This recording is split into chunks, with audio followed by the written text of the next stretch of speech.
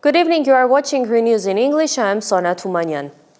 Let's start with Armenia's economy numbers. The Minister of Economy has published data on the country's economic growth and development. If in the first quarter of this year, GDP grew by 5.1%, then in the second quarter, the growth was 5.9%, Gevorg Babayan wrote on his Facebook page. The ministry recalled that at the end of last year, when the budget for 2024 was being adopted, a GDP growth of 5.1% was forecasted in the draft. Babayan also announced that in the first 7 months of 2024, exports from Armenia to the EAEU amounted to $1,788 million. This is 42 million or 2.4% more than the figure for the same period last year. Babayan emphasized that these results demonstrate the stable development of the economy. The minister also responded to speculation about the reduction in gold exports. According to Babayan's commentary, that process was not providing any real economic results and moreover was creating risks for the state and the business environment. By the way, members of the National Security and Foreign Policy Commission of the Islamic Parliament of Iran visited the Norduz checkpoint on the border with Armenia on Tuesday. According to an Iranian news agency, during the visit, the parliament members spoke with travelers and learned about the existing problems. According to the Iranian officials, about 2,000 passengers and 400 to 450 trucks cross the Armenian-Iranian border daily, and during holidays, the number of passengers reaches 7,000 to 8,000. Additionally, about 1 million tons of transit goods pass through this checkpoint annually, and its capacity has significantly increased. The Commission members emphasized the need to develop the infrastructure and urged for improvements to the checkpoint. The Iranian visit to Armenia has concluded, but there is a need to review yesterday's news summary. At the Armenia-Iran Business Forum attended by Prime Minister Pashinyan and Iranian President Pezeshkian, discussions centered on deepening bilateral economic relations and increasing the volume of trade. Pashinyan noted that Armenia aims to increase the trade volume to at least $1 billion and then in the next phase to $3 billion. Iranian President Pezeshkian in turn emphasized that the $3 billion figure is realistic and depends entirely on business people and representatives of the industry. He assured that both countries are ready to create the conditions that will encourage investment and joint production. Before turning to the other details of Masoud Pezeshkian's visit, let's hear the analyst's conclusions. According to experts, Masoud Pezeshkian's visit to Armenia was also a message to countries outside the region. It was primarily aimed at the development of bilateral relations from which Armenia can benefit, emphasizes Iranologist Diana Gazaryan. She also states that the Republic of Armenia's consistently good relations with its neighboring country speak to the high level of Armenian-Iranian ties. Since Armenia's independence, relations between Armenia and Iran have recorded a number of successes, and during these 30 years of relations, no misunderstandings or similar incidents have been recorded in Armenia-Iran bilateral ties. And recently, we can note that official visits, bilateral visits, and reciprocal visits have intensified, which testifies to the development of these diplomatic relations. The so-called Zangezur corridor, which has caused heated discussions in Iran, as well as the Armenian-Azerbaijani meeting in Washington that resulted in the announcement of the Trump Highway, were on Pezeshkian's agenda for the visit, according to analysts. His goal was to ascertain the seriousness of potential threats. First, I want to note that this is President Masoud Pezeshkian's first official visit to Armenia since taking office. And although the Iranian press is circulating two main goals related to this visit, I want to highlight as the primary key objective the creation of a platform to discuss the agreement signed between Yerevan and Baku at the White House, as Iran has serious concerns about this agreement. This is due to concerns that an American presence in the Sihanouk province is a serious threat to Iran, which implies an active military as well as intelligence presence in our region. According to the Iranologist, one of the goals of Pezeshkian's visit is to demonstrate that Iran has strong positions in the region that it wants to strengthen, which is shown through new opportunities for cooperation in the economic, diplomatic, cultural, and scientific spheres. At the same time, experts see a need for vigilance and a thorough calculation of the benefits and risks. There is a simple truth. If Iran cannot ensure matters related to Armenia's security, firstly, it has no obligation, and secondly, it is currently unable to continue maintain and also solve its own security problems, then Iran must come to terms with it. I believe that in Armenia, first and foremost, we must further clarify a clear policy that relations with the West, the collective West, meaning the United States, the European Union, European countries, should not come at the expense of Russia and Iran. Yes, we have the circumstance of being neighbors with Iran, we have mutual interests, but there is also a simple truth that Iran does not ensure our security-related issues, and the countries that have made critical statements regarding these recent processes also do not provide it. If they don't provide it, they must come to terms with it. According to experts, although Iran currently lacks the power to counterbalance extra-regional forces, it is trying to establish stable and good relations with the countries of the region.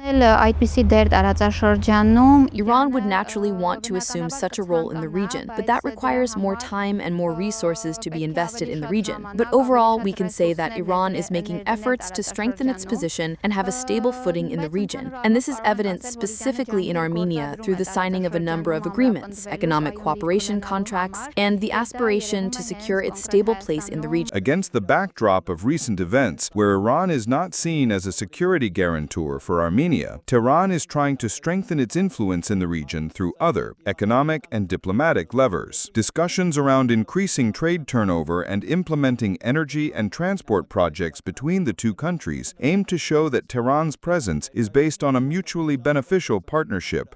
The series of official visits also included a meeting between the presidents of Iran and Armenia. The president of the Republic, Vahagan Khachaturian, hosted the president of Iran, Masoud Pezeshkian, who was in Armenia for an official visit. Opportunities for deepening cooperation in the political, economic, and cultural spheres were discussed. The parties noted the work carried out by Iranian companies on the North-South corridor as a successful example of partnership. The meeting also addressed regional developments and Armenia's Crossroads of Peace initiative. The Iranian president's first official visit is also being discussed in the Iranian media. The coverage from the Iranian side is in the following report. A new bridge will be built on the Armenia-Iran border. Announcing this, Prime Minister Pashinyan stressed that Armenia has set a strategic benchmark to drastically increase the volume of bilateral trade with Iran, bringing it first to $1 and then to $3 billion. Considering the daily growing volume of transportation between our countries, we have reached an agreement to build a second bridge on the Armenia-Iran border. Iranian media reports that the Iraqs and the so-called Zengezur corridors are at the center of the country's authorities' attention. The visit of the National Security Commission to the border town of Julfa and the president's visit to Armenia are being carried out with the aim of discussing issues related to these routes and strengthening regional relations. The Iranian officials stressed the need to eliminate obstacles to tourism between the two countries. It was decided to take measures to facilitate travel by car, especially for the pilgrims to the St. Thaddeus Monastery near Hoi, who visit every year. I was there recently, and there were about 5,000 people. The deep cultural and historical ties between Armenia and Iran have a history of thousands of years, rooted in a common geographical location and mutual cultural interaction, reports Iranian television, emphasizing that new initiatives are needed to strengthen all of this.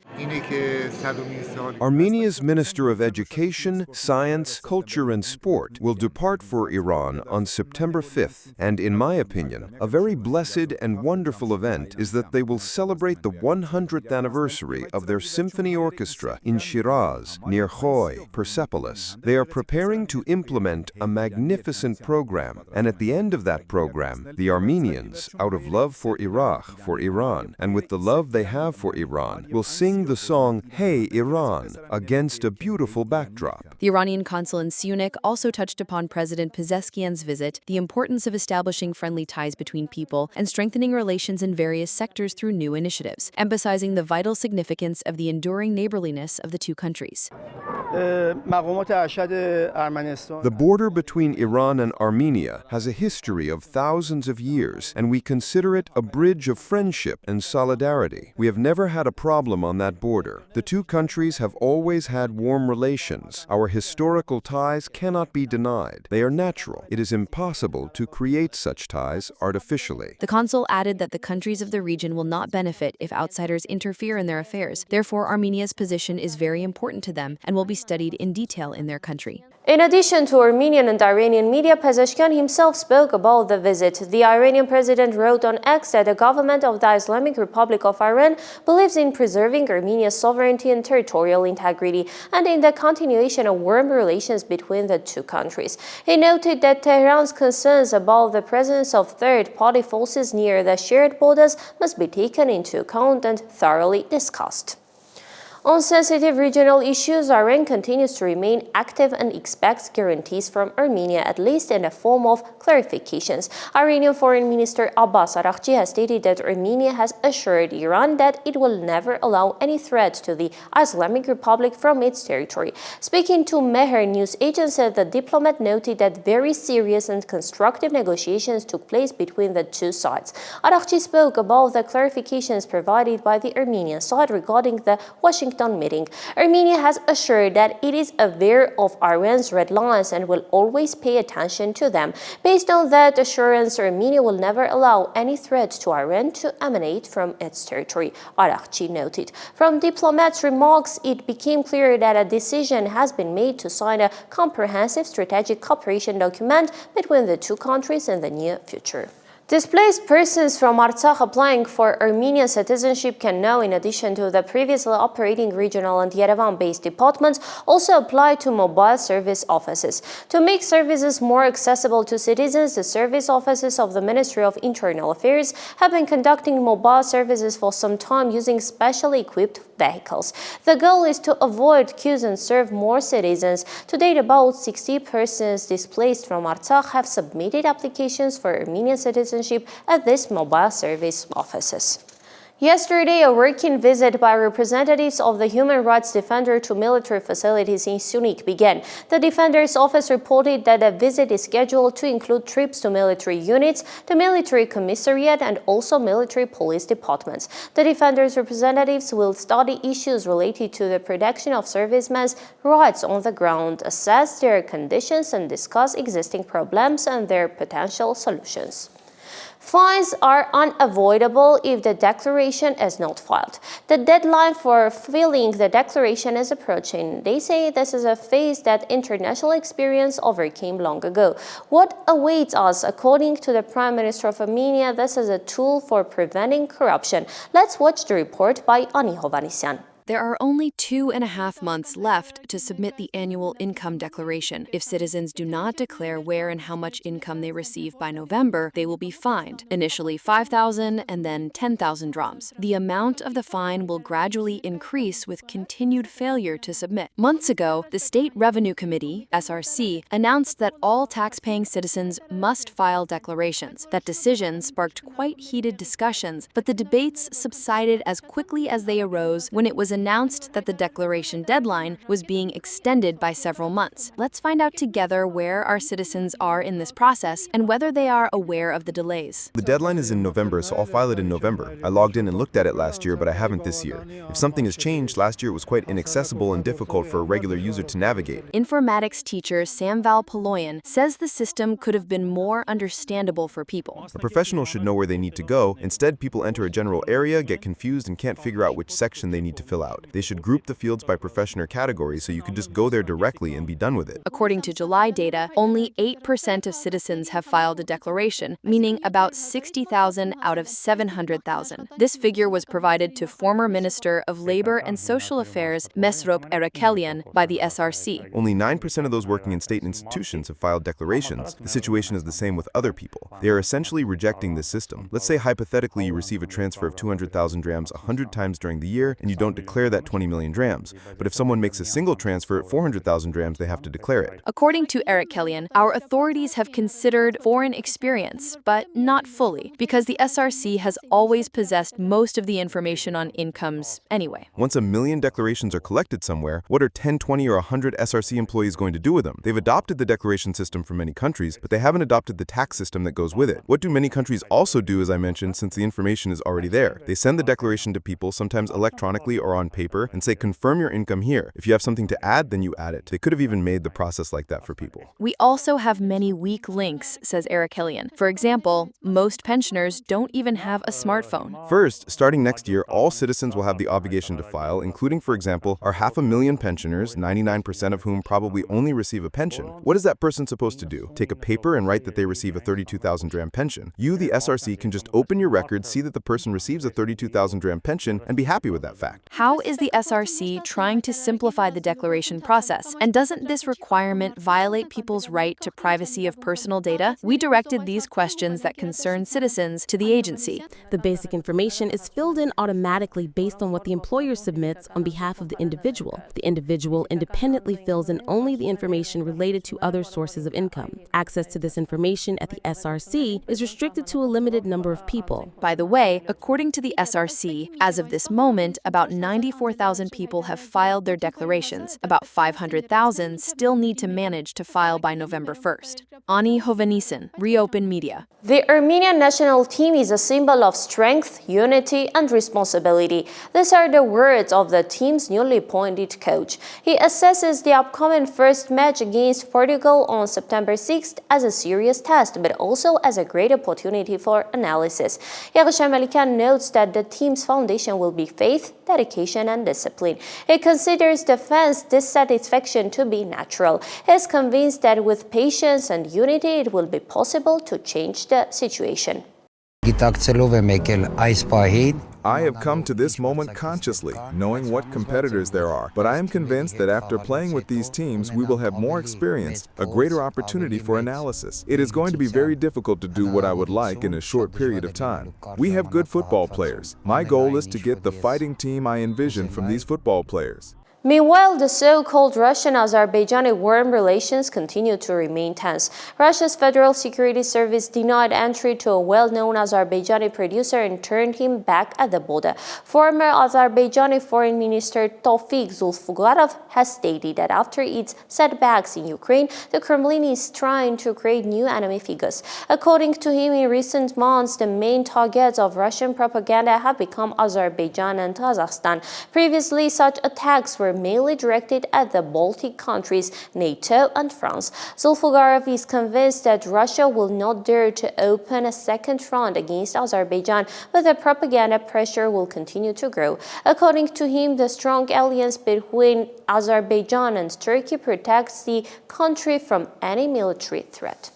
There is also news from a phone call. The U.S. Secretary of State and the Turkish Foreign Minister discussed the peace process between Armenia and Azerbaijan and some regional issues. The U.S. State Department reported that he and Hakan Fidan, while discussing the Russia-Ukraine negotiations, agreed on the need to end the war and stop the killings. They also discussed supporting peace in Syria and Iran's nuclear program. And let me add some details from international newsfeed. White House Press Secretary Caroline Leavitt has announced that Russian President Putin noted in a phone call with Trump that he will meet with Ukrainian President Volodymyr Zelensky in the coming weeks. The Trump administration is cooperating with Russia and Ukraine to ensure this bilateral meeting takes place.